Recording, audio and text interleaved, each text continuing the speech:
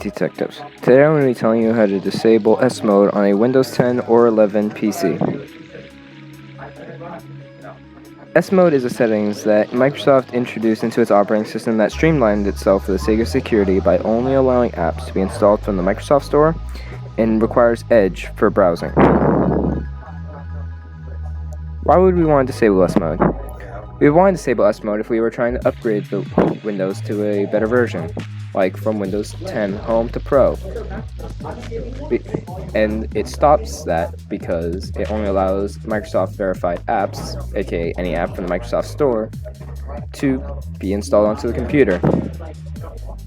You also may need to install certain software for a company that you work for if it's not available on the Microsoft Store. The alternative to S mode is using a secure browser if you do not want to use Bing, or you can download antivirus software to detect and eliminate any malware on your computer you may have gotten from the internet. To disable S mode in Windows 10, you'll have to go to the Update and Security menu in the settings. You would then have to click the Activation tab. There should be an area in the activation settings that says Switch to Windows 10 Home or Switch to Windows 10 Pro. Select Go to the Store. On the Switch out of S mode page on the store, select Get. It should prompt you with a few things saying, are you sure you want to get rid of S mode?